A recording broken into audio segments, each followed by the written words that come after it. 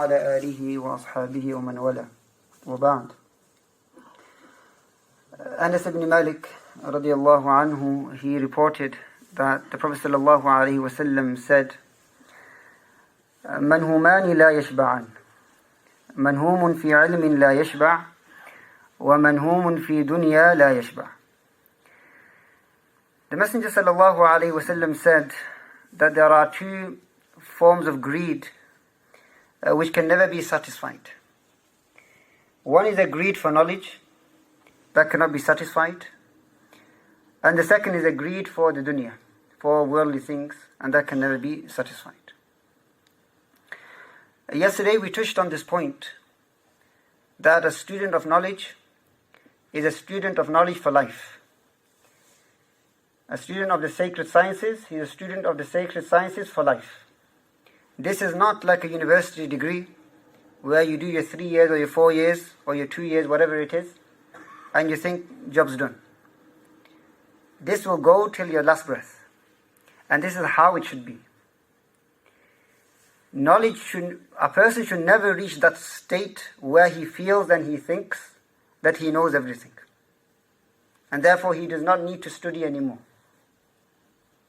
It is narrated from many of the Salaf, many of the companions as well, that they sought knowledge and they taught it till their dying breath. Imam Ahmad, rahmatullahi alayhi, one of the leading scholars of this ummah, he reached quite an old age. And some of his peers, they saw him carrying his books around in a sack. And they said to him, O Abu Abdullah, until when? Until when? And he said to them, until death. Because a student of knowledge, he never leaves knowledge. And now what we find is that people will either fall into one of these two categories. Either they will have that desire for knowledge, or they will have the desire for dunya. That part in your heart has to be filled with something.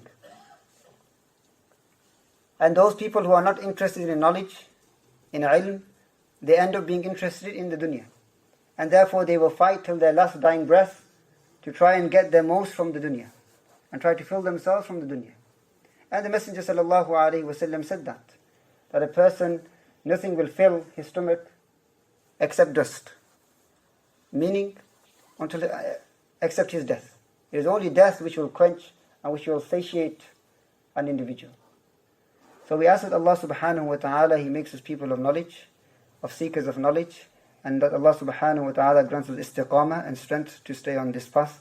ربنا آتنا في الدنيا حسنة وفي الآخرة حسنة وقنا عذاب النار.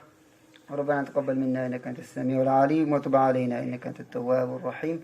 وصلى الله تعالى على سيدنا محمد وعلى آله وأصحابه أجمعين برحمتك يا أرحم الراحمين.